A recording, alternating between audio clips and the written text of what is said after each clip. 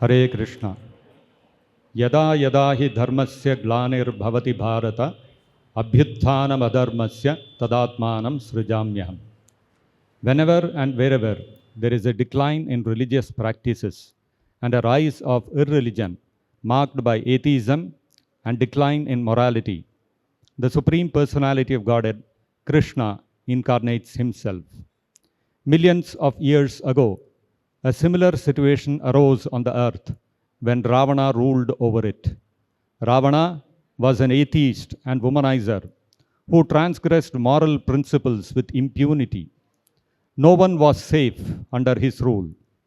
Ravana terrorized the world and exploited it to satisfy his whims and fancies. When the whole world was reeling under Ravana's despotic tyranny, all the demigods, unable to tolerate Ravana's harassment, prayed for Lord Vishnu's descent. And thus, Lord Ramachandra incarnated to deliver the world from the scourge of Ravana and to re-establish Dharma, which is to render loving devotional service to the Supreme Personality of Godhead. Whenever the Supreme Personality of Godhead incarnates, he chooses to appear as the son of one of his devotees. Lord Rama hence appeared as the son of his devotee, Dasharatha Maharaj. Externally, it may appear that Lord Rama also took birth like any ordinary mortal. But what sets Lord Rama apart as the Supreme Personality of Godhead is that he possesses 6 opulences in full. An ordinary mortal can possess maybe 1 or 2 of these opulences, that too only partially. No human being can possess all 6 opulences in full at the same time.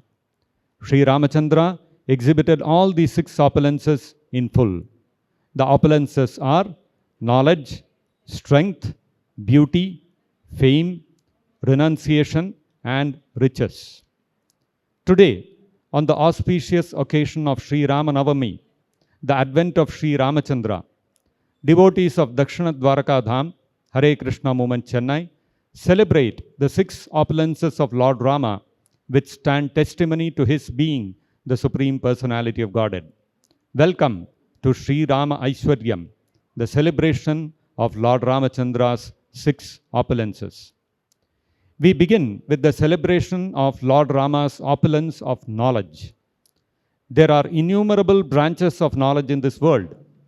Out of all such branches, the knowledge of Dharma is the most intricate and toughest one.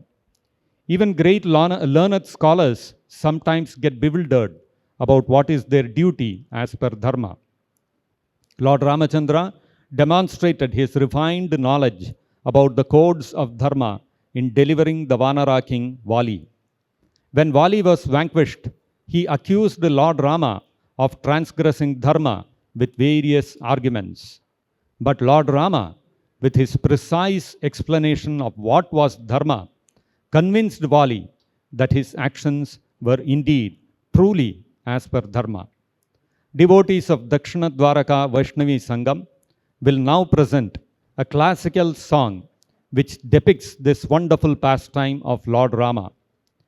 Selected verses from the Kishkinda Kanda of Valmiki Ramayana form the lyrics of this beautiful rendition in classical music.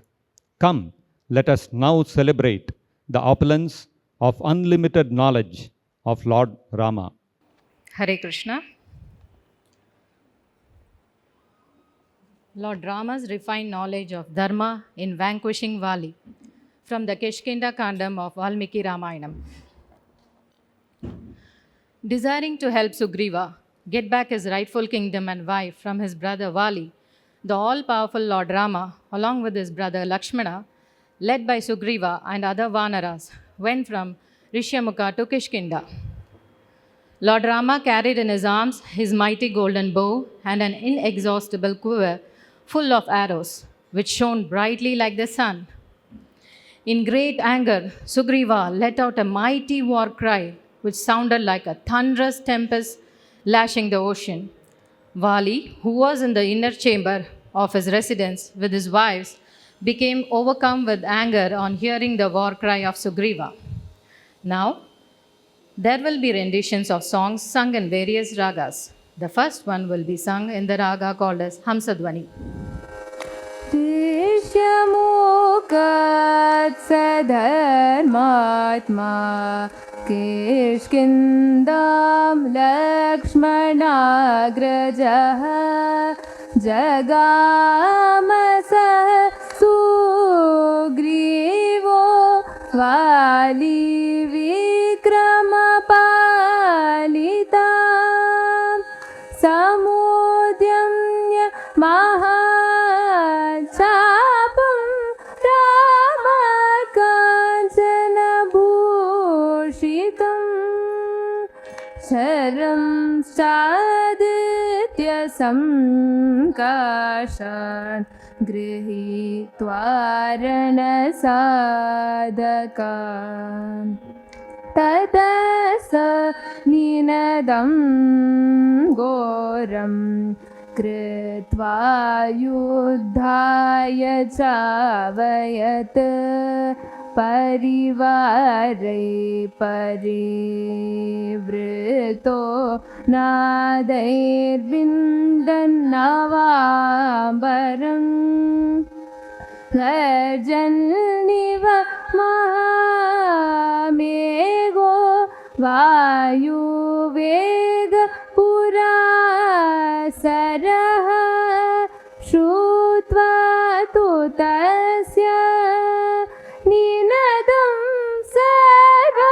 Sarvabhuta Prakampanam Madaschaikapade Nashtam Krodashapatito Mahan Shabdam Durmarshanam Shrutva Nishpapatat Tato Hari Vegena Charanam Nyasir Dharayanniva Medini.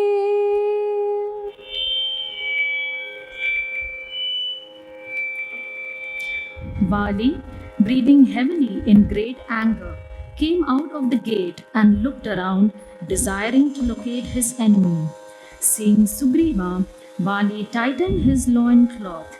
Raising his fist, he charged furiously at his brother. The two powerful personalities moved about with great speed like that of an eagle, looking like the sun and the moon pounding each other. Ragam Abhogi.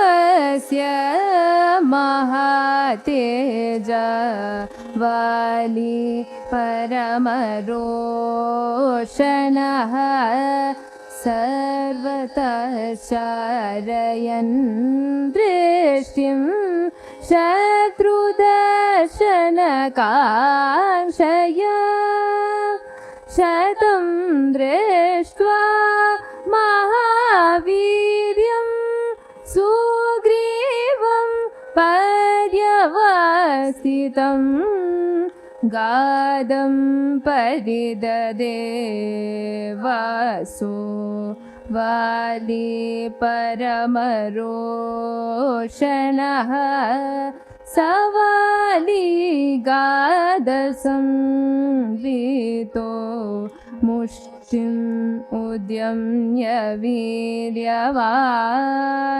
Sugrivam Eva Bhimuko Yayo Yodum Kritakshana Shlishtam Mushtim Samudyamya Samradam Taramagataha Sugrivopitam Udeshya Valinam Hemamalinam Tau भीमबलविक्रान्तौ सुपर्णसमवेगिनौ प्रवृद्धौ घोरवपुषौ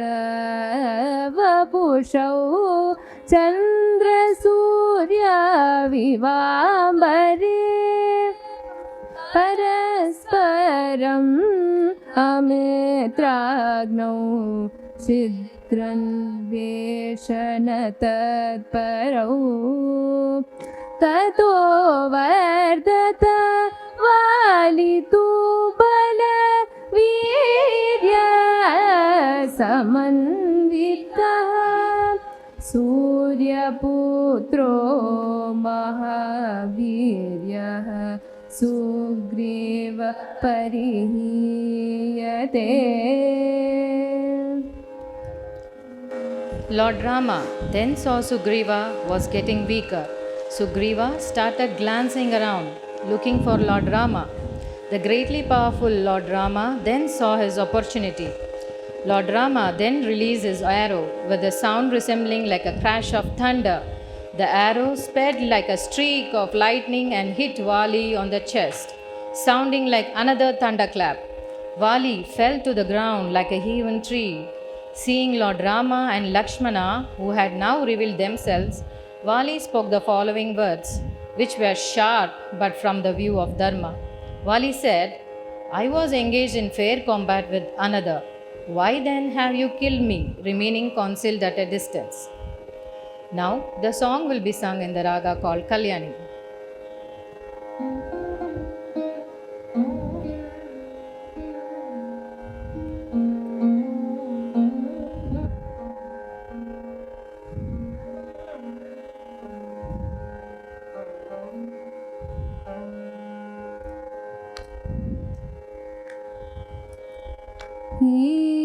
हीयमानम् अतोपश्यत् सुग्रीवं वानरेश्वरं वीक्षमाणं दिशश्चैव Raghav's मुहुर्मुहुः ततो रामो महातेज दृष्ट्वा हरीश्वरं शरं च वीक्षते वीरो वालिनो वदकारणात् मुक्तस्तु वज्रनिर्घोषः प्रदीप्तासन्निभः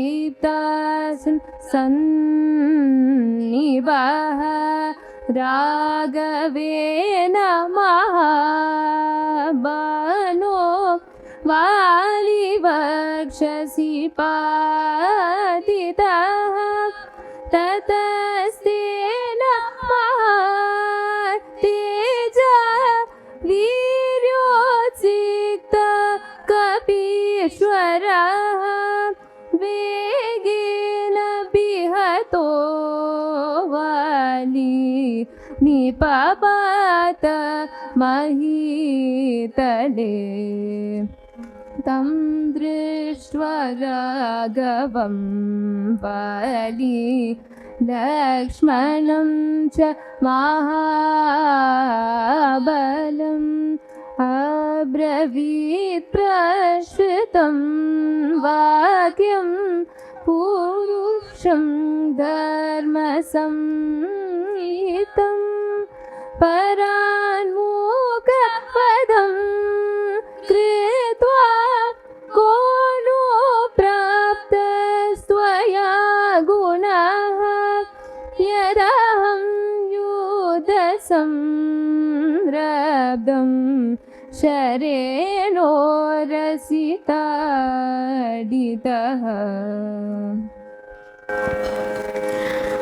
I have heard that Rama is the embodiment of compassion and always engaged in the welfare of the citizens. Control of mind, control of senses, forbearance, steadfastness, truthfulness, valor, and punishing those who transgress dharma are the qualities of a king. I have adopted these qualities and I am your citizen.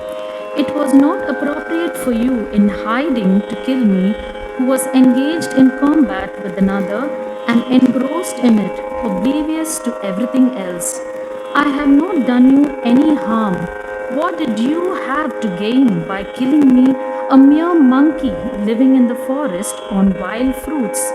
The scriptures condemn the eating of monkey flesh or using of their skins. There was no reason to slay me.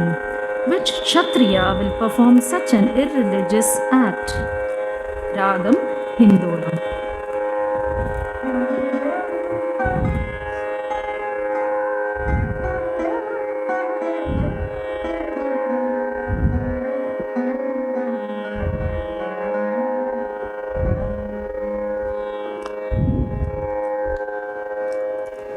Rama Karunavedi Prajanam Sahite Ratah Dhammashamakshama Dharmo Dhriti Satyam Parakramah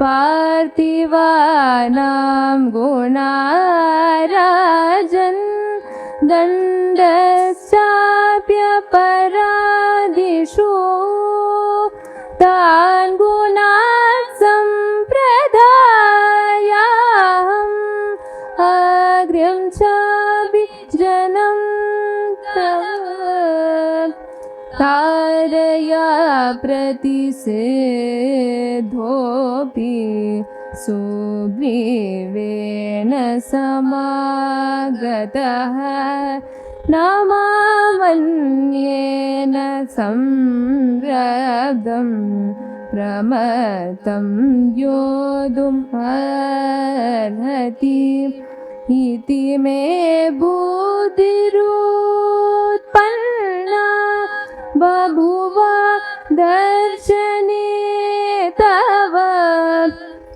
Vishaye vapure vate Yadanap karomyaham Nacha tvamavajena cha Kasmat tvam hamsya kilvisham Palamulashanam nityam Vanagram vanagocharam Mamiha pratiyudatam Anyena cha samagatam Kakshatiya kule jatah Shrutavan nashta samshayam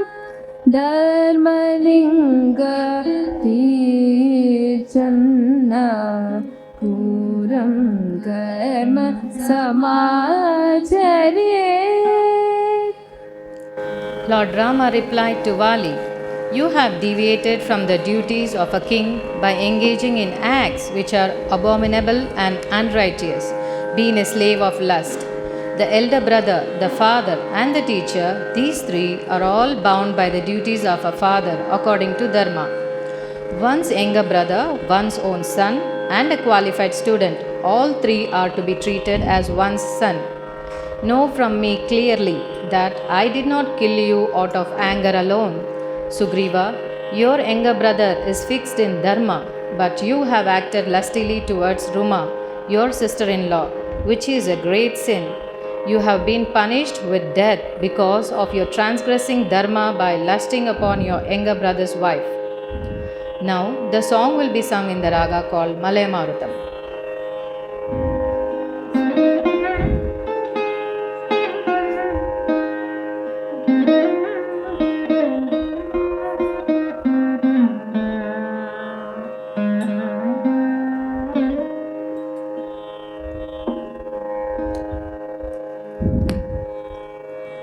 Dharmata guna सम्पन्नं हरीश्वरम् अनुत्तमम् अभिक्षिप्तस्तदा रामः पश्चाद्वालिनमब्रवीत् त्वां तु संक्लिष्ट धर्माच कर्मणा च विगर्हितः कामतन्त्रप्रधानश्च न स्थितो रजवत्मनि यवीयानात्मनः पुत्र शिष्यश्चापि गुणोदितः पुत्रवते त्रयश्चित्या धर्मश्चित् अत्र कारणम् अहं तु व्यक्ततमस्य वचनस्य ब्रवीमि ते नहि मां केवलं रोषात् त्वं विगर्हितुमर्हसि अस्य त्वं धर्मानस्य सुग्रीवस्य महात्मनः रूमायां वर्तसे कामात् स्नुषायां पापकर्म कृत तद्व्यतिष्यते धर्मात् कामवृतस्य वानर भ्रातृभार्यावमर्षेऽस्मिन् दण्डोऽयं प्रतिपादितः.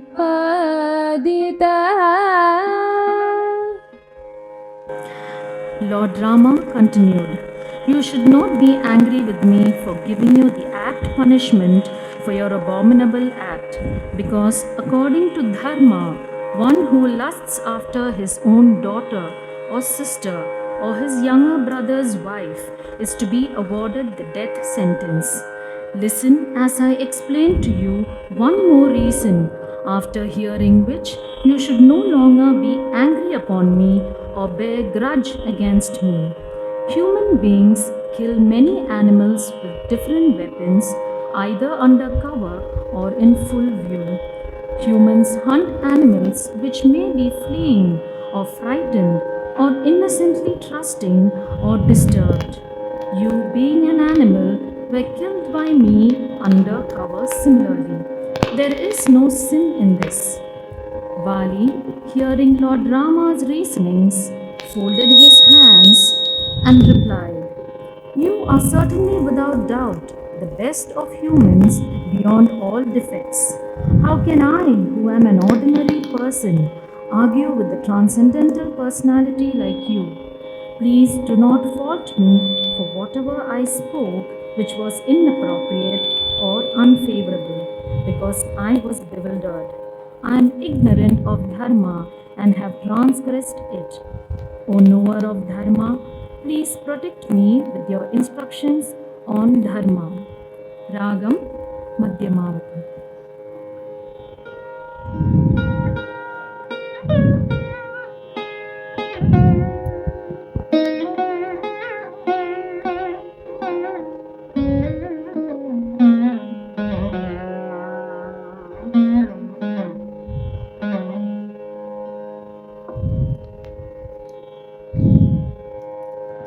नहि ते मर्षये पापं क्षत्रियोऽहं कुलोद्भवः औरसीं भगिनीं वापि भार्यां वाप्यनुजस्य प्रचरेत नरकायां तस्य दण्डो वद स्मृतः शृणु चाप्यपरम् भूयः कारणं हरिपुङ्गवा यश्रुत्वा हेतुमद्वीर न मन्युं कर्तुमर्हसि प्रमत्तान् प्रमत्तान् वा न रामां सातिनो भृशं विद्यन्ति विमुखाश्चापि न च दोषो प्रविद्यते प्रत्युवाच ततो रामं प्राञ्जलिर्वानरेश्वरः यत्त्वमात् नरश्रेष्ठ तदेवं नात्र संशयः प्रतिवक्तुं प्रकृष्टे हि न प्रकृष्टस्तु शक्नुयात् तदयुक्तं मया पूर्वं प्रमादात् उक्तमप्रियम् तत्रापि खलु मे दोषं कर्तुं नार्हसि राघवा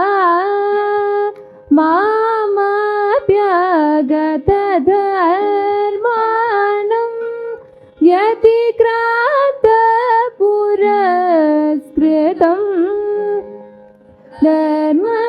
धर्मसंहितया वाच धर्मज्ञ परिपालय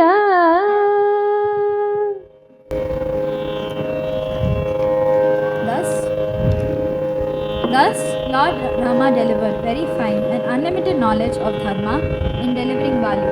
No scholar, however big he may be, can match the wisdom and depth of the knowledge of the Supreme Personality of Godhead. While others get bewildered on what constitutes Dharma, Lord Rama astutely knows precisely which action is required in which circumstance as Dharma. Lord Rama proved not only in the pastime of Bali, but in several other places that he is the omniscient Supreme Personality of Godhead, and he possesses the opulence of unlimited knowledge.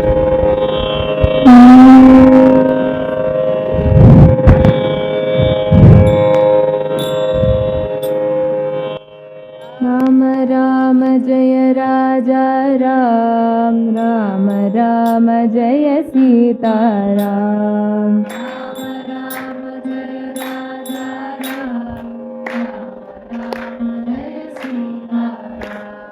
Ram Ram जय राजा राम राम राम जय सीताराम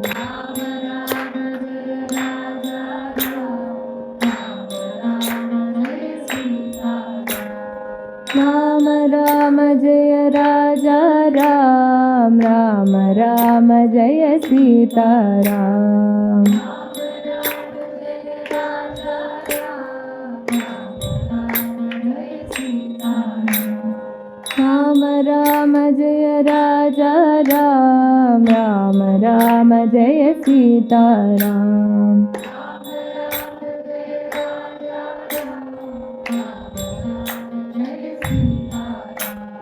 राम राम जय राजा राम राम राम जय सीताराम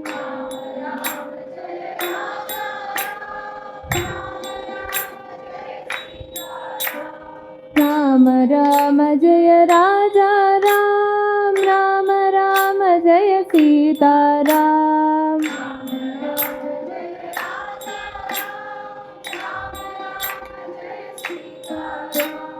राम राम जय राजा राम राम राम जय Sitaram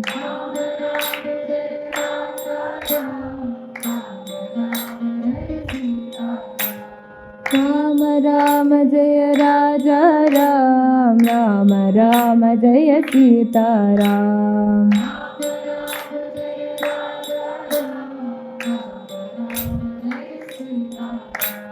Ram Ram Jaya Raja Ram, Ram Ram Jaya Sita Ram.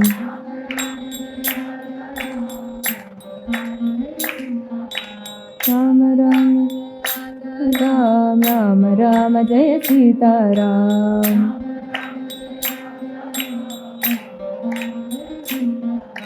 Ram Ram Jaya Raja Ram, Ram Ram Jaya Sita Ram.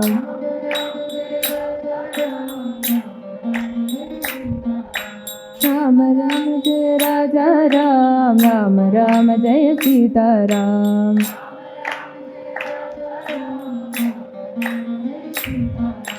Ram Ram Jaya Raja Ram, Ram Ram Jaya Sita Ram.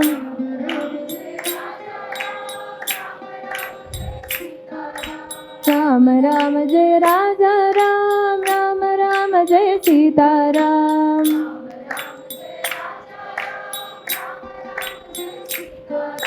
Ram Ram Jaya Raja Ram, Ram Ram Jaya Sita Ram.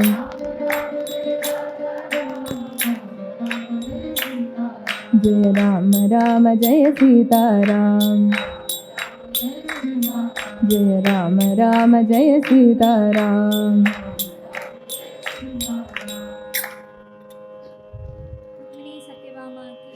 Jai Jai Jai. Big round of applause, please, for this wonderful service. So beautifully rendered from the Valmiki Ramayana into different classical ragas. Next, we will celebrate the opulence of unlimited strength of Lord Ramachandra. Lord Rama displayed many pastimes of superhuman strength and power, which no human being, demigod, or asura can ever display. Devotees will now celebrate the unlimited superhuman power of Lord Rama, which eclipsed the power of Ravana, with an exhibition of paintings along with an explanation of each painting.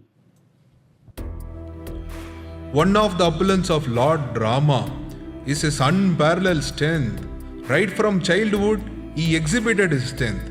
When he, along with Lakshmana, was taken by Vishwamitra to his arena of sacrifice, Lord Rama killed many uncivilized Rakshasas who wandered at night. These asuras had been disturbing the sacrifice of the sages for a long time, but Lord Rama put an end to these disturbances by slaying the Rakshasas. When he was just a young boy, not more than 16-year-old, Lord Ramachandra thus displayed his unlimited power at such a young age. Sri Ramachandra Bhagavan ki Jai.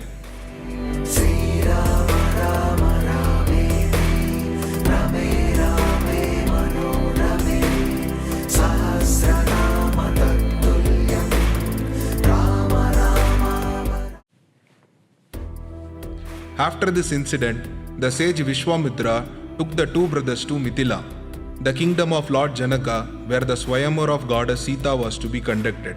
It was decided that anyone who could lift the Sivadhanush in the palace of Janaka could marry Sita. The bow was so heavy that it was carried by 300 men, but all the powerful kings in the world had come to the assembly and tried lifting the bow as they wanted to marry Mother Sita Devi. But they could not even move it. But Lord Rama not only lifted the bow, but he also strung it and broke it into two as effortlessly as a baby elephant breaks a stick of sugar cane.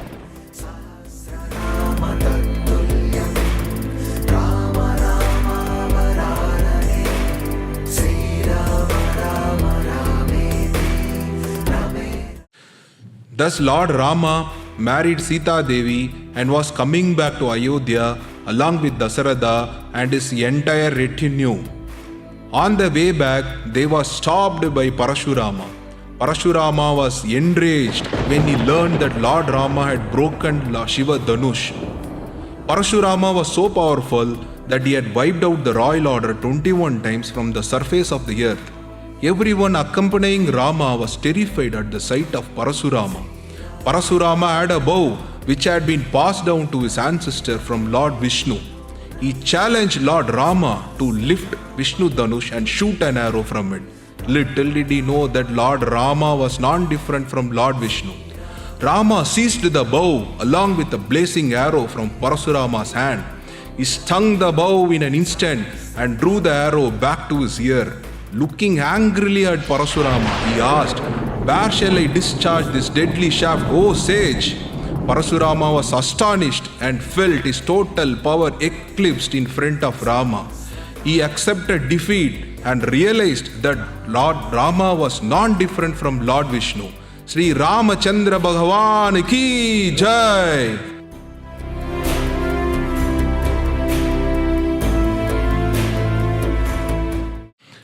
When Lord Ramachandra was in forest exile, he was staying at Panchavati. At that time, he was engaged in a battle with the Rakshasas sent by Surpanaka. 14,000 Rakshasas headed by Kara, Kisara and Dusana were very powerful and fierce and were equipped with the most lethal weapons and magical tricks. But all of them together were killed by Rama. So wonderful was Lord Rama's strength that the Devatas, Rishis, Gandharvas and all celestial beings witnessed the spectacle. Even they were struck with wonder to see the superhuman feat of Lord Ramachandra. Sri Ramachandra Bhagavan ki Jai!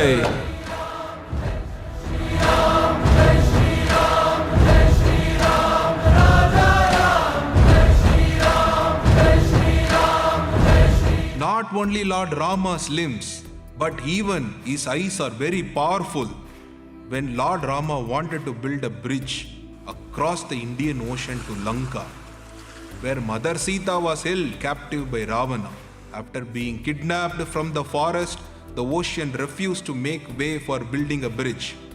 Lord Rama's eyes became red hot in anger, and such was the heat emanating from the red hot eyes of Lord that the aquatics like the sharks, snakes and crocodiles were being burned.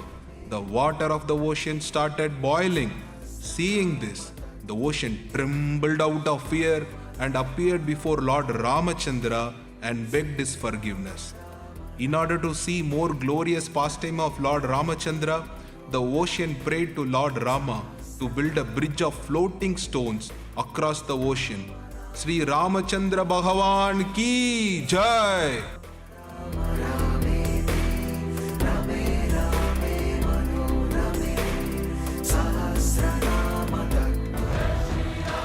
And finally, the highest exhibition of Lord Rama's strength was his fight with Ravana.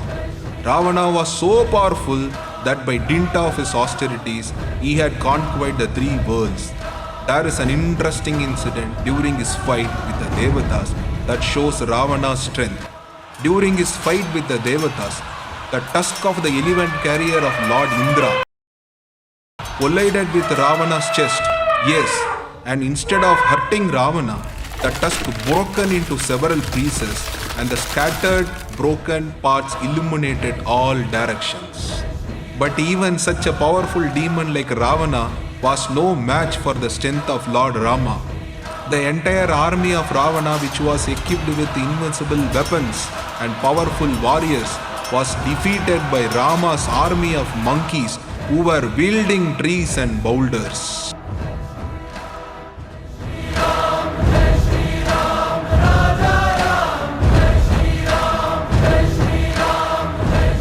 And the powerful Ravana himself, who was proud of his strength, lost his life just by the twanging of Rama's bow. The arrow released from Rama's bow pierced Ravana's heart like a thunderbolt, and vomiting blood from his 10 mouths, he fell down from his airplane. Thereafter, Lord Rama rescued Mother Sita, crowned Vibhishana as the king of the Rakshasas, and then departed to Ayodhya along with Mother Sita, Lakshmana, Hanuman and Sugriva. Such are the glories of Lord Rama. Sri Ramachandra Bhagavan ki Jai!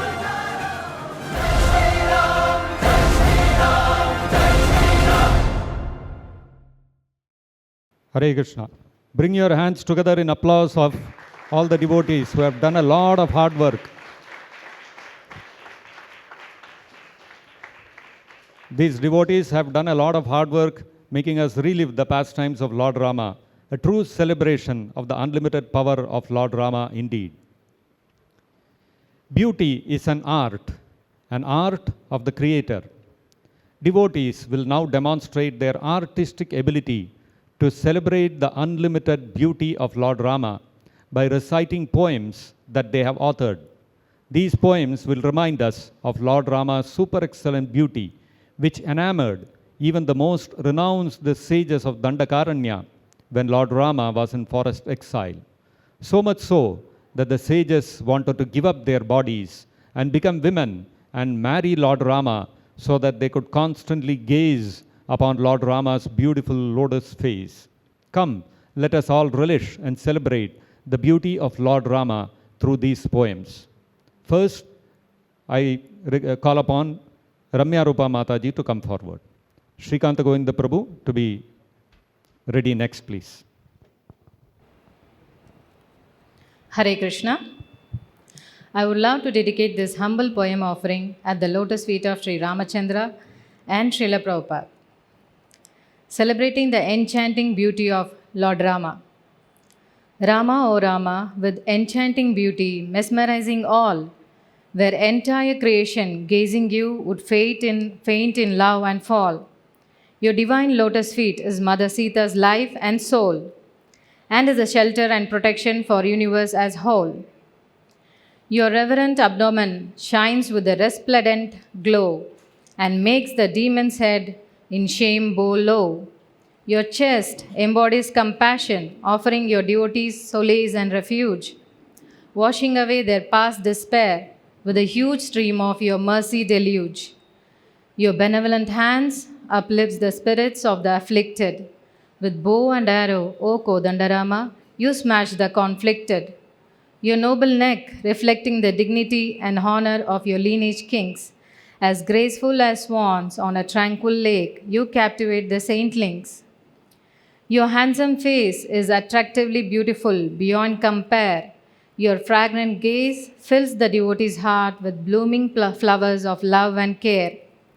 Your enchanting lotus eyes, overfilled with unlimited compassion, leaves us spellbound and pulls us magnetically closer to you in conclusion.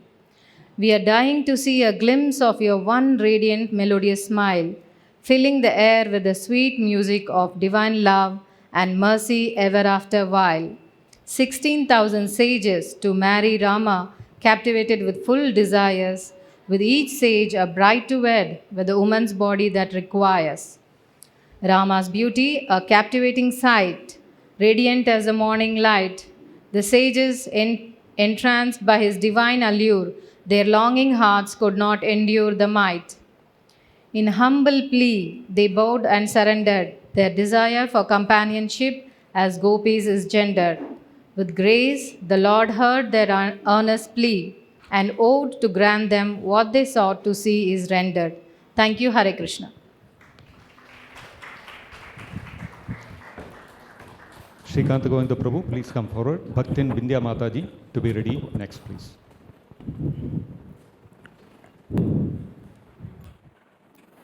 Hare Krishna. I would like to dedicate this poem to Krishna Rukumani Satyabhama, Nitya Gauranga, and Srila Prabhupada. In Dandakarnya's Asian wood so deep, where whisper of the sages silently creep, they dwelled in your beauty, which is rare, your exclusive form beyond compare. 16,000 sages, enchanted by your sight, found their soul illuminated in your radiant light. Each sage's heart with love did swell, bliss in your presence they truly fell. Your moments are gracious like a gentle breeze, sight of which puts our mind at ease. The sages' eyes were captivated by your charm, and they desired to embrace your form. For beauty, not just in form resides, but in the love that within sages abides. Your beauty, a reflection divine, mirroring Krishna's grace so fine. Like Krishna's charm so pure and bright, your radiance is dazzling light. Treta sages in Dwapara become gopi, in your beauty they become happy. For in your beauty we find our way to peace and love forever to stay. So let us bow to Rama's beauty divine, splendor of bhakti in our heart to shine. Maryada Purusha Sitaram ki jai. Bindya Mataji, kindly come forward. Bhakta Kripeshwar Prabhu to be ready next. Hare Krishna, I am dedicating this poem at the lotus feet of Prabhupada. O Rama, our beloved Lord, the enchanter of all time, you entice all with your opulence that's timeless and sublime. Your lotus face beaming with radiance of a million sun rising, burning sins and purifying the hearts of the undeserving. Your complexion so dark, so blue, so fine yet so faint, mesmerized Muni Vishwamitra, making him a singing poet saint. With pristine lotus petal-like eyes, you see through all three worlds. In kindness and compassion, you see through us fallen souls. The luster of your lotus lips is an attraction beyond any degree. Mistaken for a flower with nectar came buzzing all bumblebees. As Mridu Bhashi, you utter words like little drops of honey. With nectarian words of wisdom, you delivered the evil king Vali. In your wide majestic chest and conch-like neck, you carry the wealth of the universe, all wonderfully bedecked. Those mighty arms that flung Maricha save all from Kala's pangs. Absorbed in your embrace with Guha, your devotees sink into your lotus hands. Your lotus hips shape like boat, your cooling moonlight aura, wisest men meditate on to sail through Bhavasagara. On your lotus lap laid Jatayu, lost in serenity. Immersed in your thoughts, he was liberated for eternity. From your lotus feet, so tender and nice, like a new lotus blossom, comes all things good and auspicious and the highest form of wisdom. Allured by your charm and qualities that resemble Lord Hari, the sages of Dandakaranya were engrossed chanting your glory. Austerities and penances endured, desiring an intimate association. They engaged in devotional duties with constant feeling of separation. With ocean of mercy in heart, you bless them with such benediction, to be reborn as gopis of Vrindavan, to relish a divine union. O dear Lord, O supreme enjoyer, you came back with mellows so many, with a beauty even greater, and your pastimes aplenty. Hare Krishna and Jai Srila Prabhupada. Bhakta Kripeshwar Prabhu, kindly step forward. And in the meantime, Bhaktin Shailaja Mataji to please be ready next. Hare Krishna. O merciful Lord Sri Ramachandra, you are the most munificent one, who delivered a humble squirrel and the sages of Dandakaranya as well. Though living in the woods in humble attire, by your mercy you satellite the sages' desire to enjoy your beauty in transcendental attraction, in the supreme mood of conjugal affection. O righteous Lord Sita Rama, you wouldn't accept the affection of another woman.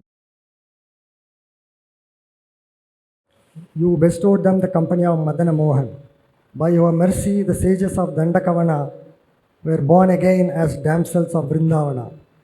O Lord, I am no sage, nor do I have devotion, for my heart is the forest of Dandakaranya, infested with beasts of lust and desire, engulfed in the blazing material fire.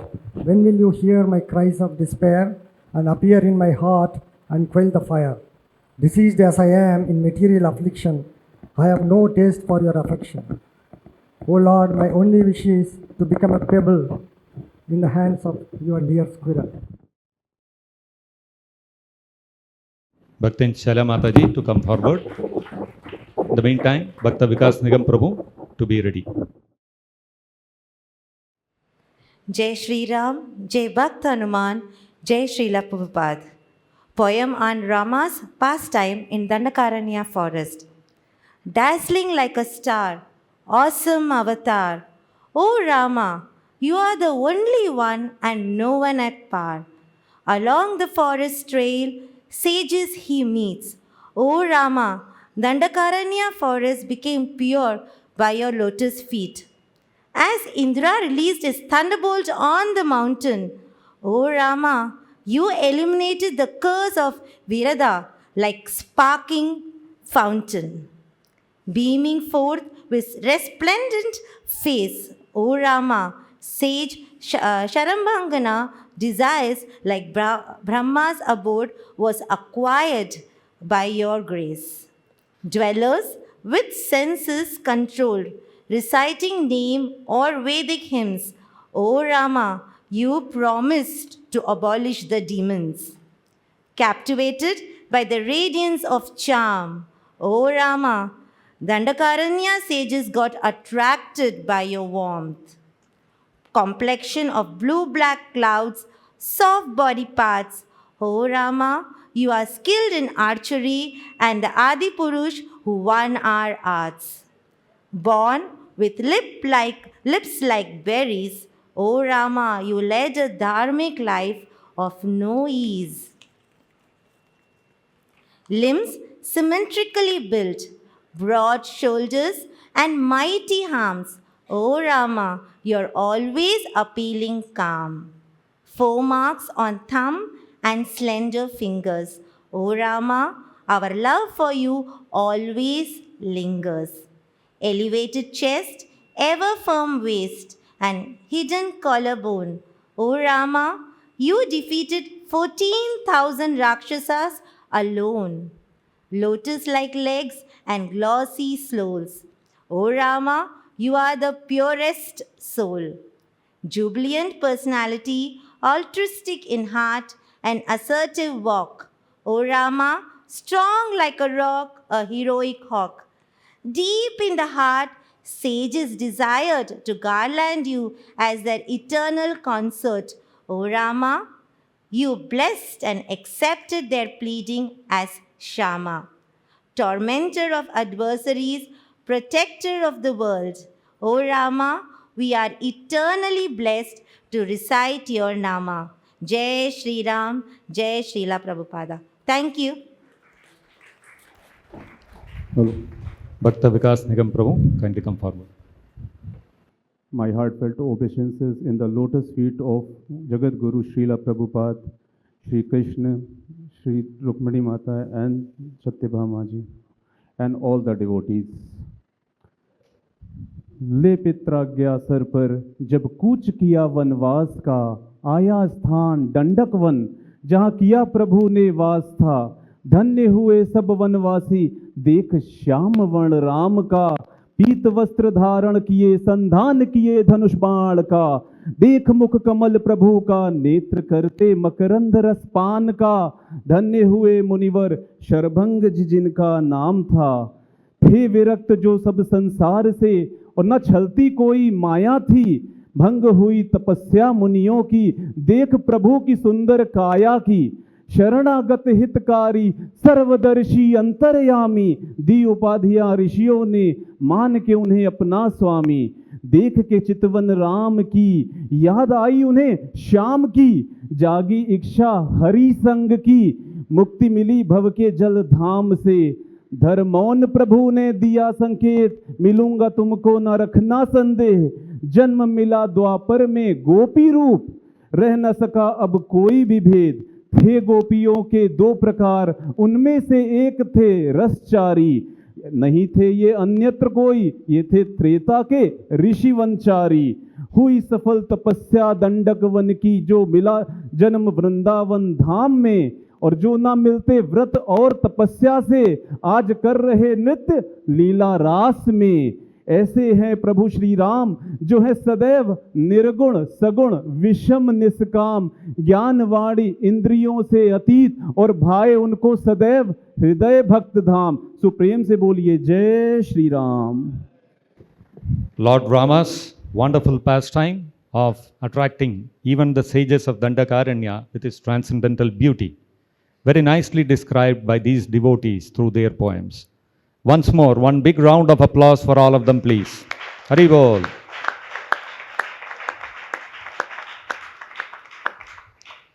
Lord Rama's opulences of knowledge, strength, and beauty indeed make him very attractive. Not only is Lord Rama most attractive, but he is also most famous. Even after millions of years after Lord Rama wound up his pastimes on this earth, even today, billions of people all over the world celebrate his pastimes. We can see festivals like Sri Ram Navami and Dasara celebrated with great fervor all over India. Not only in India, but in many places across the world, there are many countries where Lord Rama's pastimes are still celebrated, may it be Indonesia, Thailand, or Cambodia. Today, we celebrate the unlimited and eternal fame of Lord Rama with a short video made by devotees of Dakshina Dwarka Dham.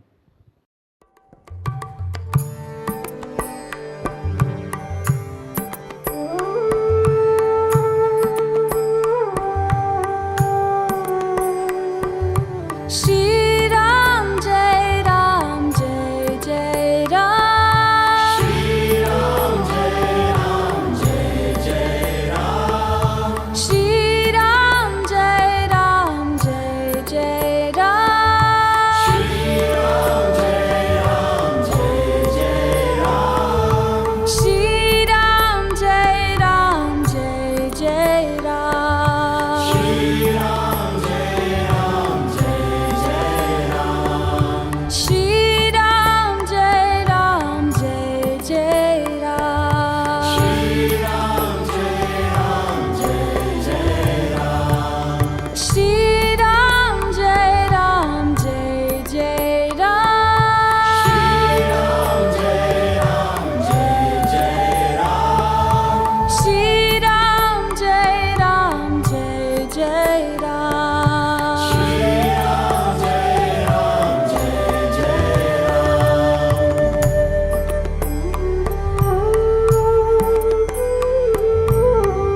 Sita Ram Jaya Sita Ram. Sita Ram Jaya Sita Ram. Sita Ram Jaya Sita Ram. Sita Ram Jaya Sita Ram. Sita Ram Jaya Sita Ram. Sita Ram Jaya Sita Ram. Sita Ram Jaya Sita Ram. Sita Ram Jaya Sita Ram. Sita Ram Jaya Sita Ram. Sita Ram Jaya Sita Ram. Sita Ram Jaya Sita Ram. Sita Ram Jaya Sita Ram.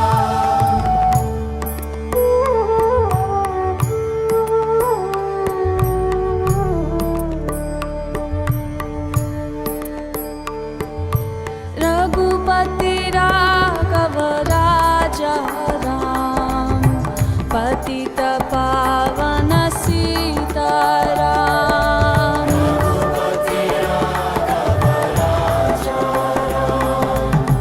Patita Pavana Sita Ram. Raghupati Raghav Raja Ram. Patita Pavana Sita Ram.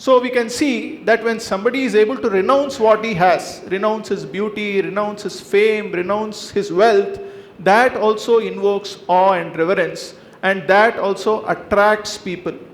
So in this way we can say that renunciation is also a kind of opulence.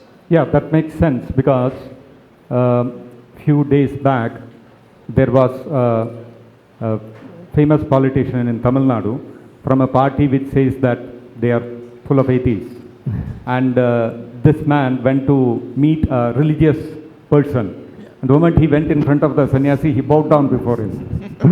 So although he is an atheist, he sees renunciation, automatically respect comes. And of course, there was a lot of backlash and media, this one and all that. And he justified by saying they are also citizens, so I can go and meet them and all that. But the point is that even if you don't believe in God and all that, moment you see a renounced person, automatically that respect comes out. So yes, so in that sense, as you rightly said, renunciation is an opulence. Thank you, Prabhu, for sharing this explanation. My next question is to Mukunda Madhav Prabhu. Is there any pastime where Lord Rama showed this opulence of renunciation in his Leela? Yeah, in the Ramayana, we find this beautiful pastime of Lord displaying his supreme renunciation. All of us know Dasharatha was ruling the kingdom, ruling very nicely, and he had in due course of time 4 sons, Rama, Lakshmana, Bharata and Shatrughna. So as was the system in those days, the first son always has the right to inherit the kingdom of the father. And in those days, Vedic times, kings would not hold on to power till the last moment of their death, like today politicians may do. At a certain stage of their life, kings would renounce the kingdom, hand over the responsibility to the son, in this case the eldest son, Lord Rama, and they would go to the forest and perform tapasya for the supreme goal of life, to remember Krishna at the time of death. So Dasharatha, following in the same Vedic tradition, wanted to hand over the kingdom to Lord Rama. He was the eldest and also he was qualified. But not only did Dasharatha take this decision on his own, he also consulted all the learned Brahmanas. And in those days, the society was governed by saintly kings who were advised by qualified Brahmanas. Such Brahmanas had no worldly interest. They had no interest in ruling the kingdom.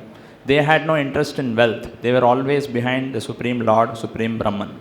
So their words and their assertion, and if they give a certificate for some particular decision of the king, it would be accepted by everyone, because these qualified Brahmanas had no self-interest in taking such a decision. So when Dasharatha went and informed the Brahmanas, qualified Brahmanas, that this is the decision I have taken, I want to coronate Rama, my first son, as the next king, all the Brahmanas agreed in unison, and they were all very happy, very joyful. And hearing this, Dasharatha also was very happy.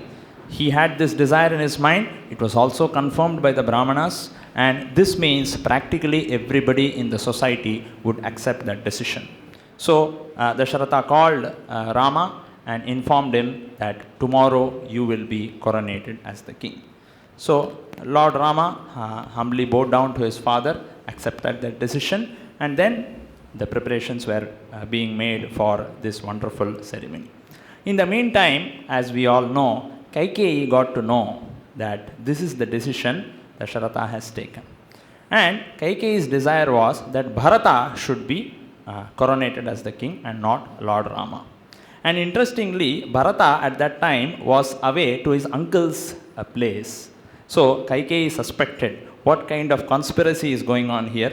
First of all, Bharata has been sent away to his uncle's home, and when he is not there, hastily the king is taking a decision that tomorrow Rama will be coronated as the king. Something is fishy here.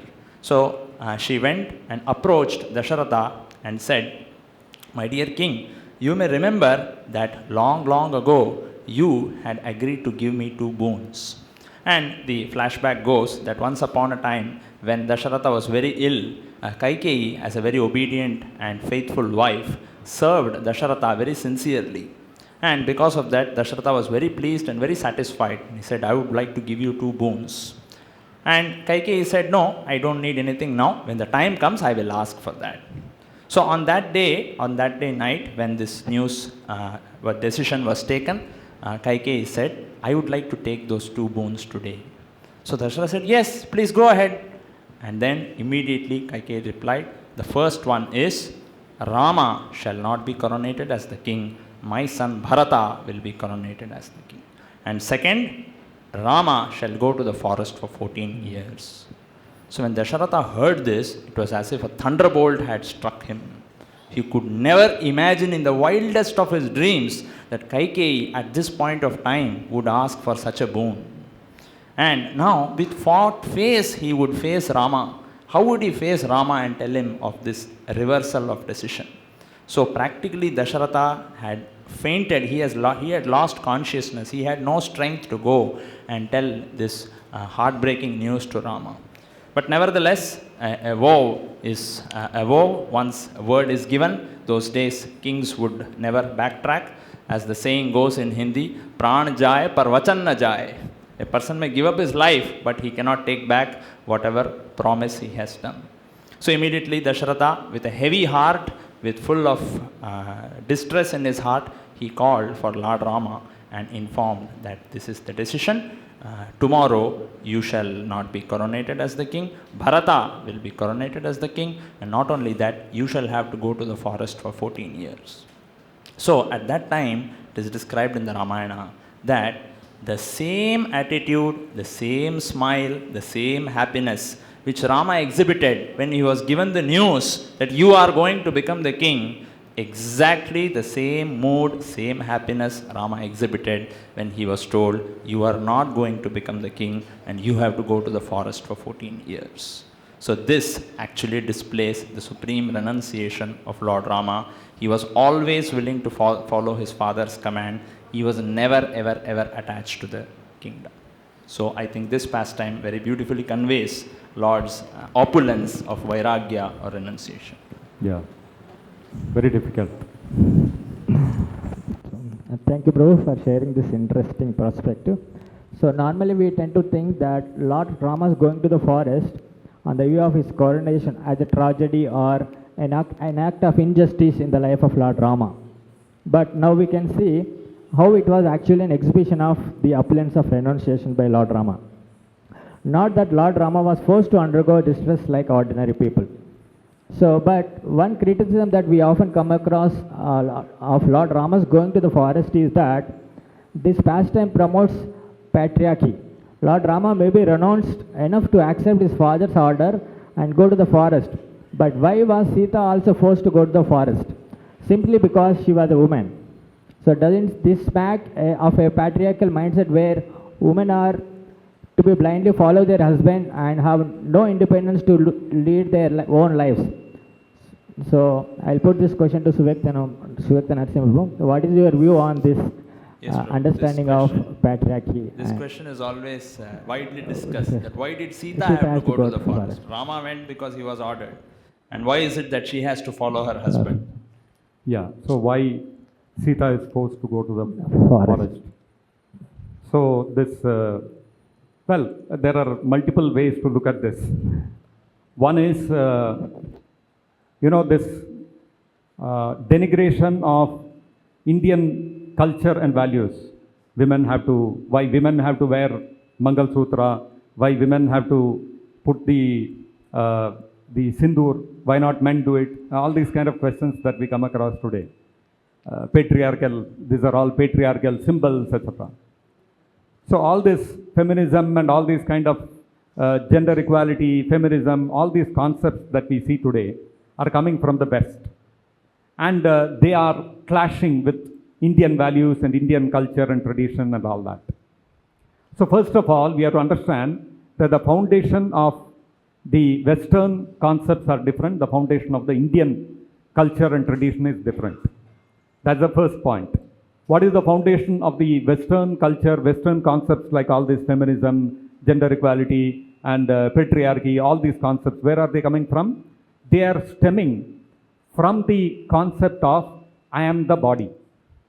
Now, if you look at all the Indian culture, traditions, values that are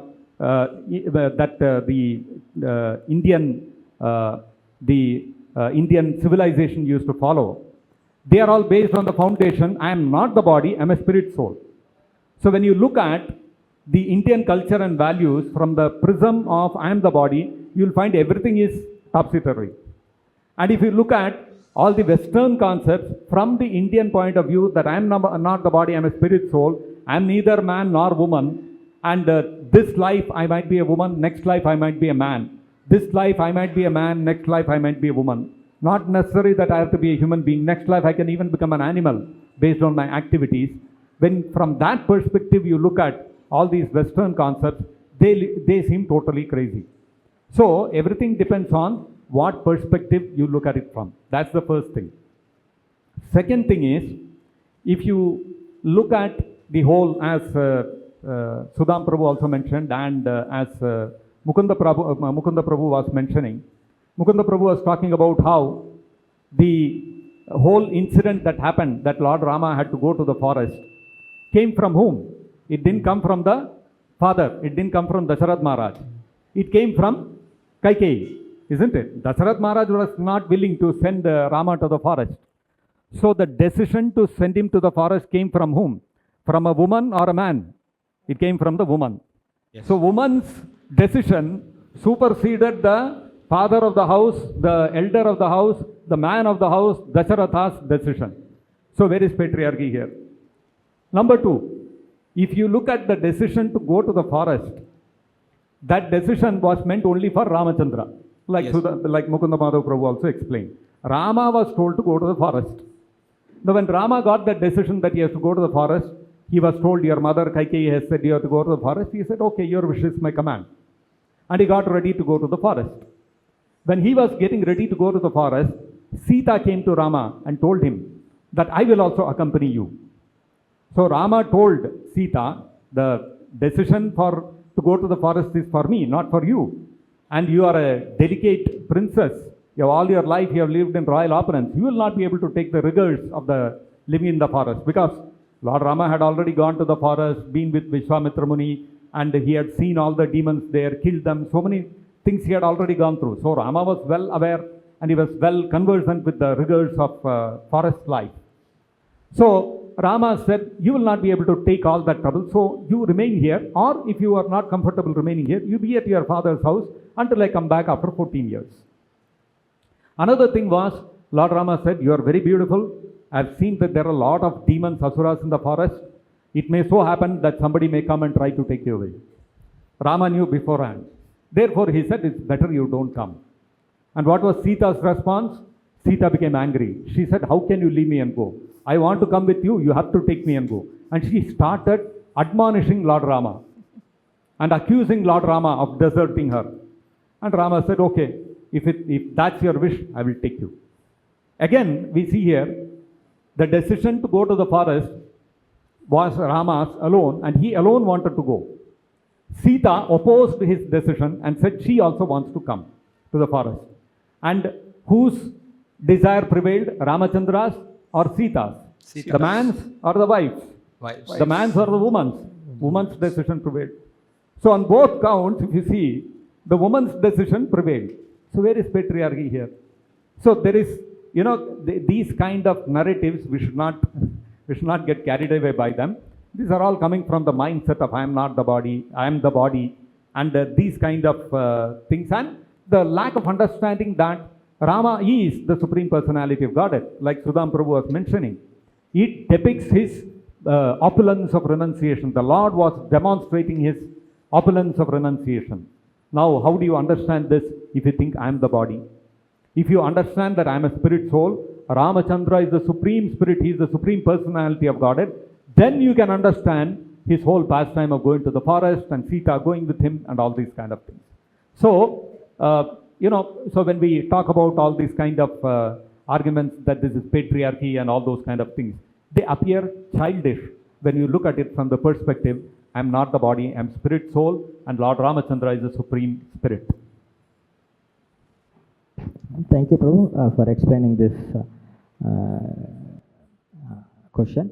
So here we are seeing that a woman enjoyed respect in Varnashram system, that their words are being respected and followed. So there is no question of patriarchy in this Vedic culture.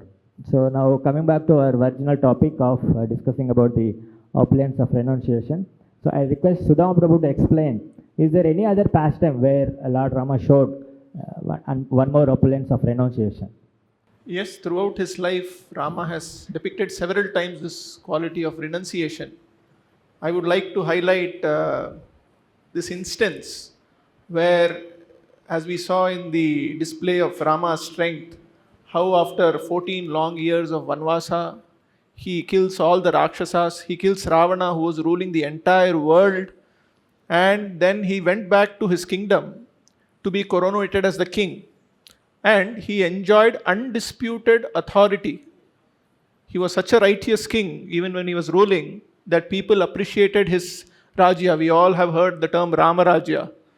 So he was the undisputed authority, and whatever he said was the law of the land. And we also have to remember that this was a time when he was separated from Sita for such a long time, and it was only after they could go back to Ayodhya that they were able to spend time together.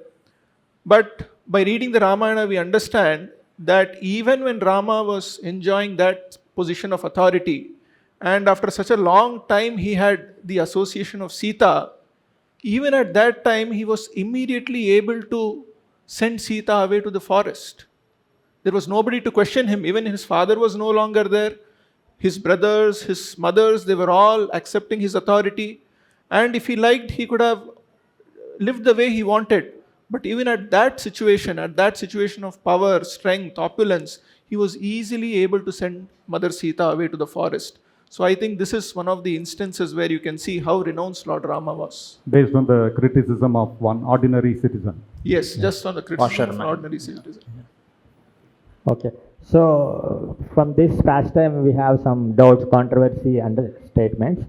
So I'd like to ask Vekta Prabhu that... Why you are putting all the tough questions in here? Go ahead.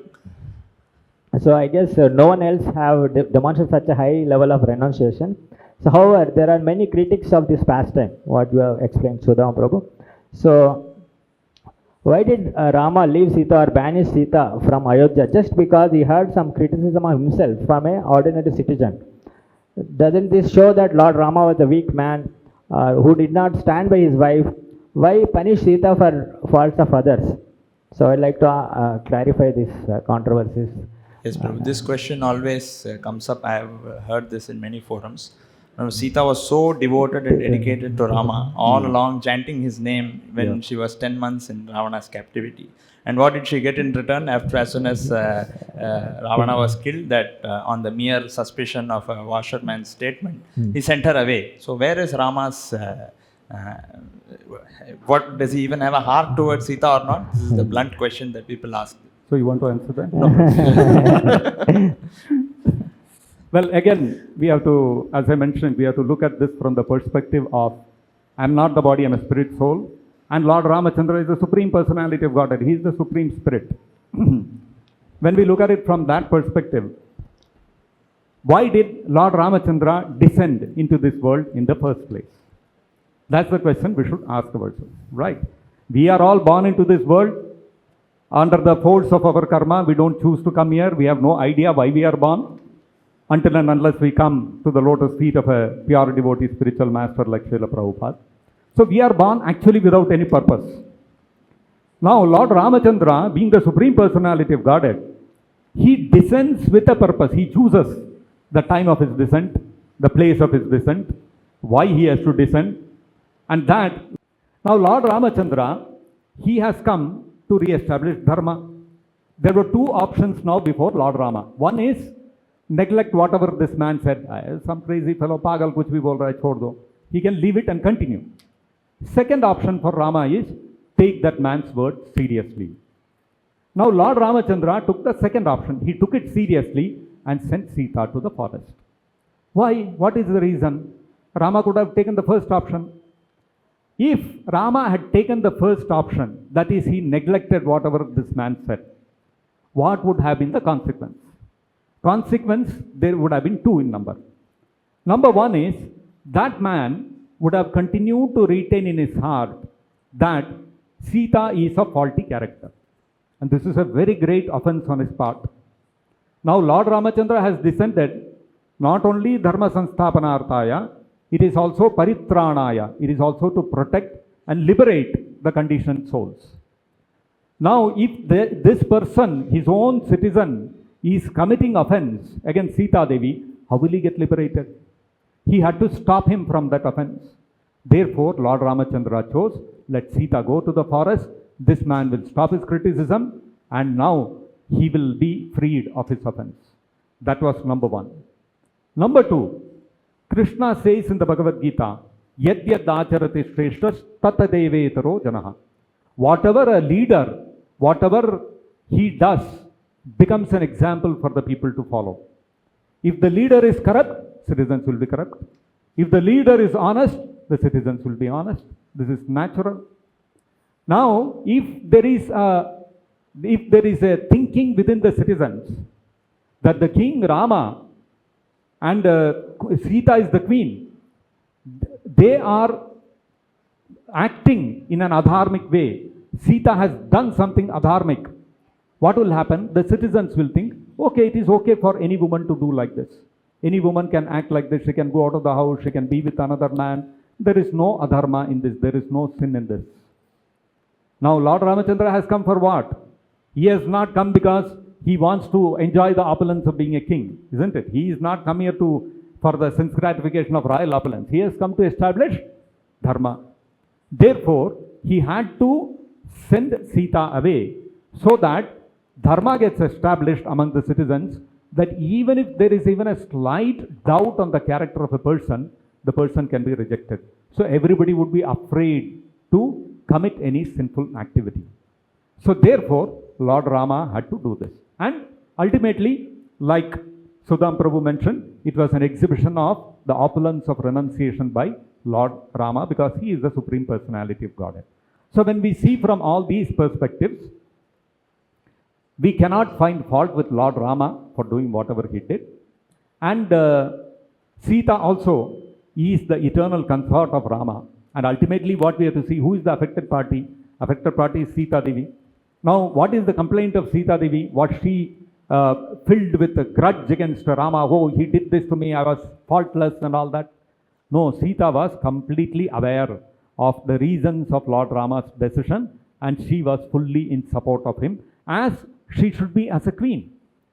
As a queen, she also has the responsibility that no citizen in the country should take up the path of adharma because of any even baseless allegation against me.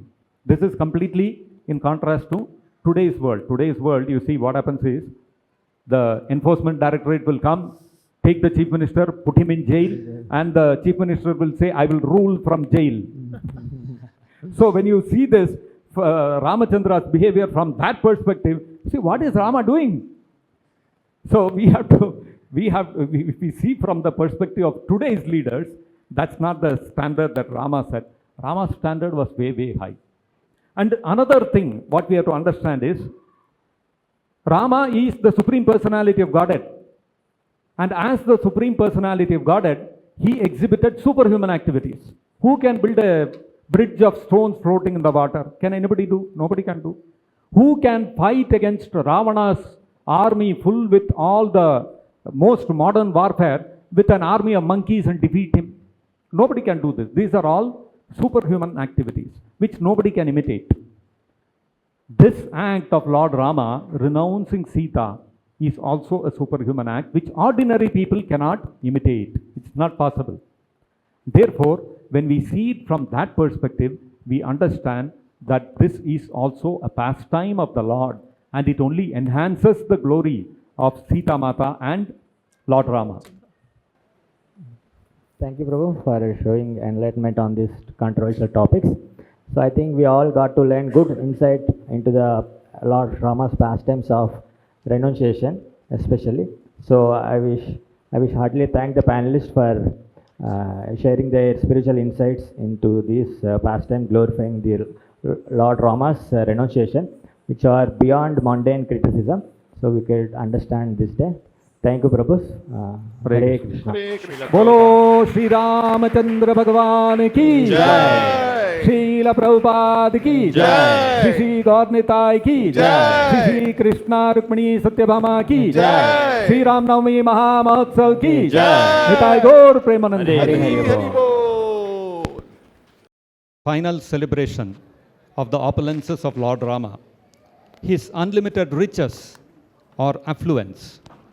To celebrate this, devotees of Dakshina Dwaraka Vaishnavi Sangam will now present a classical dance performed to the famous song by Sri Tyagaraja Swami titled Sita Kalyana Vaibhogame, the grand affluence of Lord Rama's marriage with Sita Devi.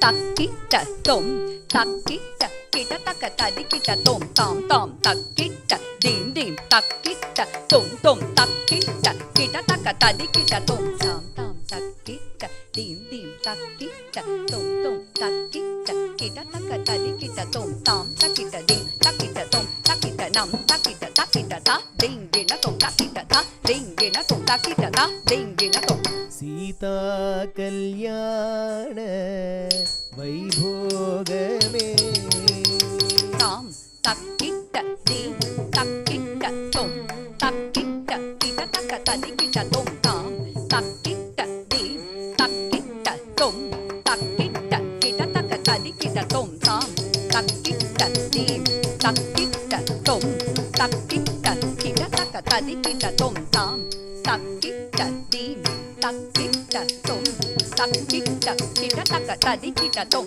tam takita di takita tom takita nam takita takita ta ding ding na tom takita ta ding ding na tom takita ta ding ding na tom Sita कल्याण वैभोगमे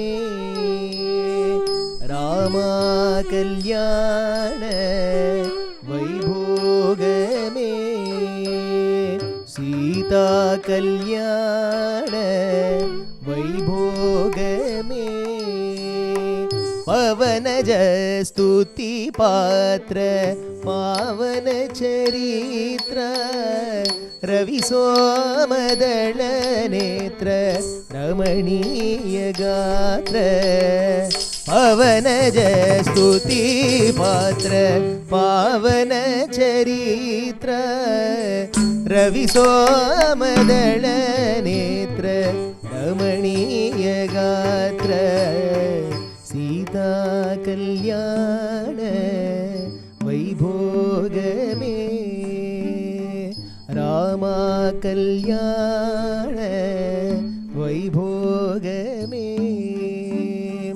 भक्तजन परिपाल भरित शरजाल भुक्ति मुक्तिडलील भूदेवपाल भक्तजन परिपाल भरित शरजाल भुक्ति मुक्तिडलील भूदेवपाल सीता कल्याण वैभोगमे रामा कल्याण वैभोगमे पामरासुरभीम परिपूर्ण काम श्याम जगदभिराम साकेत दाम पामरासुरभीम परिपूर्ण काम श्याम जगदभिराम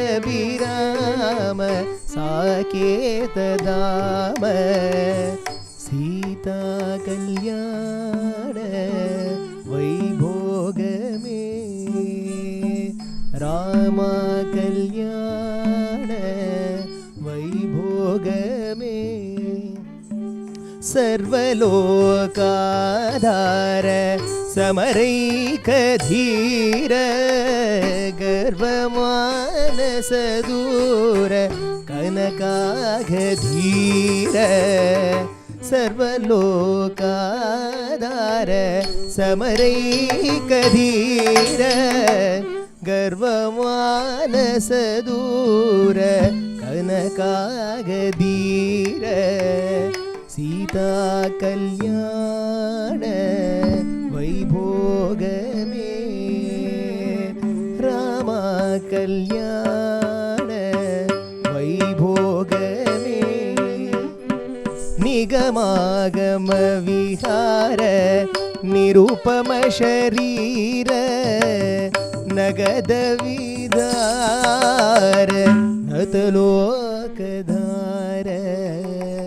निगमागम विहार निरुपम शरीर नगद विदार नतलोकधार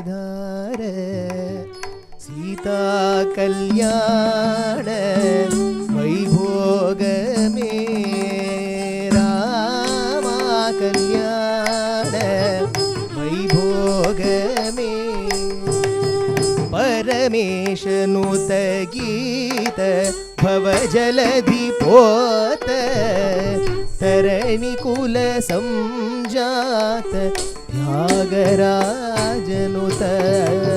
परमेशनुत गीत भवजलधि पोत तरणिकुल संजात त्यागराजनुत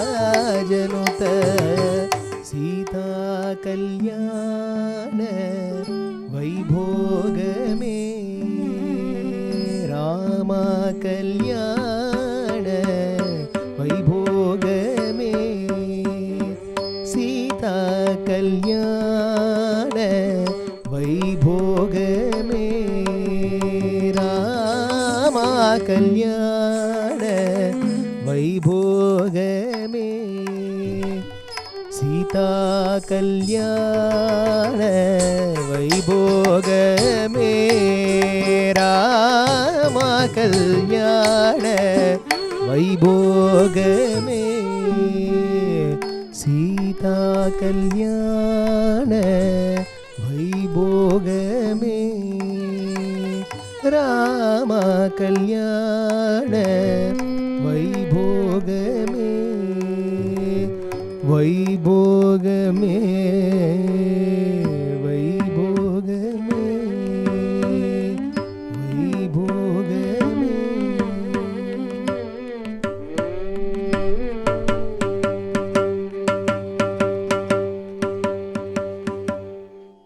सीताराम लक्ष्मण हनुमान की जय. Sita Kalyana Vaibhogame, a beautiful classical dance celebrating the opulence of Lord Rama's affluence. A big round of applause once again for the dance performance, please. We now come to the conclusion of Sri Rama Aishwaryam, a celebration of the 6 transcendental opulences of Lord Ramachandra. We would like to acknowledge all the devotees who have participated in this celebration. I request all of them to come on the stage as their names are announced. Rendering Vali's deliverance pastime from Valmiki Ramayana in classical song, celebrating the opulence of Lord Rama's unlimited knowledge, the devotees were as follows. Singers, Ananya, Subhadra, please come onto the stage. Ananya, Subhadra, Sundari, Gayatri, Devanjali, Nayana, Ritu, Bindya, Sarika, Shanti Balaji, and Shailaja. Music composition for this pastime was by Maitreyi, and the Veena artist was G. Krishnendu. Narrators for the pastime, Ramya Rupa Devidasi and Bindya. One big round of applause, please.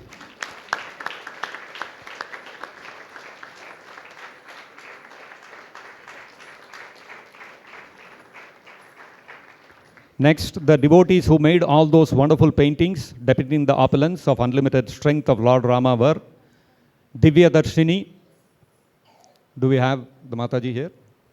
Gayatri Bhaskar, Pradyumna Subhadra, Akshaya, Debanjali, Hanumesh, and Krishna Premi Mataji.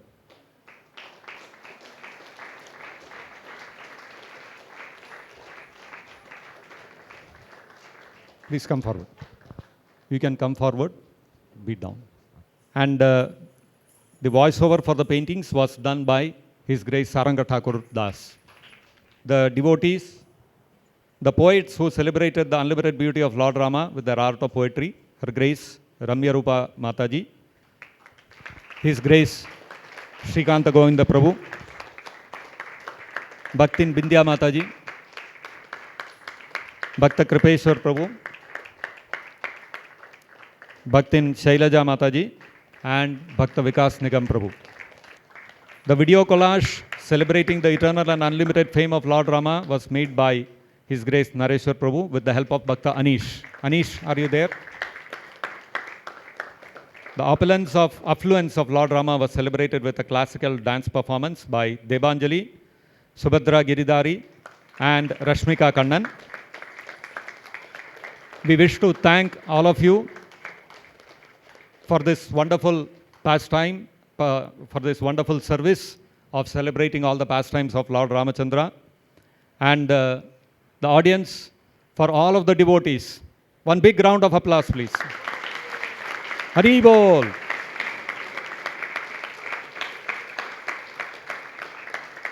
I hope somebody is taking the group photograph.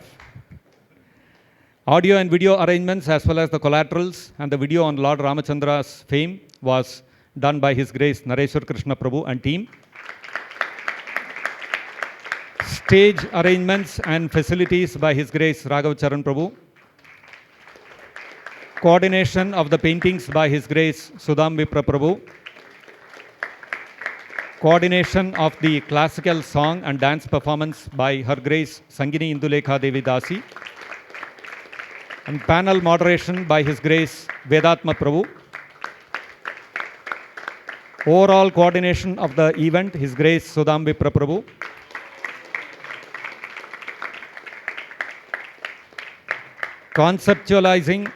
Conceptualizing Sri Rama Aishwaryam event, Her Grace Sangini Indulekha Devi Dasi. Big round of applause. Hari Hari Bol. Once more, Hari Bol.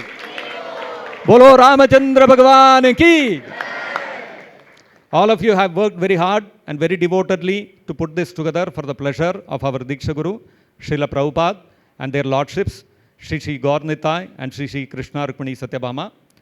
So we pray to Srila Prabhupada, Sri Sri Gaur Nitai and Sri Sri Krishna Rukmini Satyabhama to forgive us for any faults, errors, drawbacks on our part, and bless all of us with pure devotional service. Thank you. Once again, Nitai Gaur Premanande. Next, we will have honoring the sponsors of today's festival. I request Sudham Vipra Prabhu to come forward and take over. Hare Krishna. I would like to invite His Grace Suvyakta Narasimha Prabhu, President of Hare Krishna Movement Chennai, to please come forward to present the Bahumanas to today's festival Seva Kartas.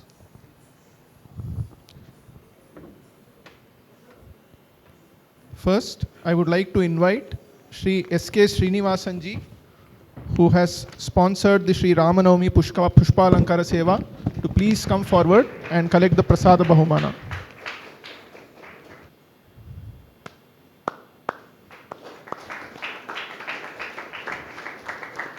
Next, I would request His Grace Krishna Chaitanya Prabhu to please come forward and collect his Bahumana from Suvyakta Narasimha Prabhu for sponsoring the Rama Taraka Yagya Seva.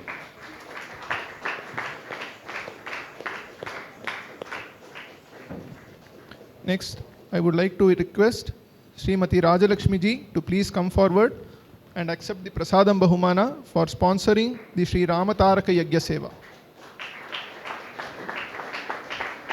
We pray to their Lordship, Sri Sri Krishna Rukmini Satyabhama, Sri Sri Nitai Gauranga, Sri Ram Lakshman Sita Hanuman, and Srila Prabhupada to bless the Seva Kartas and their family members with all happiness and opulence. Hare Krishna.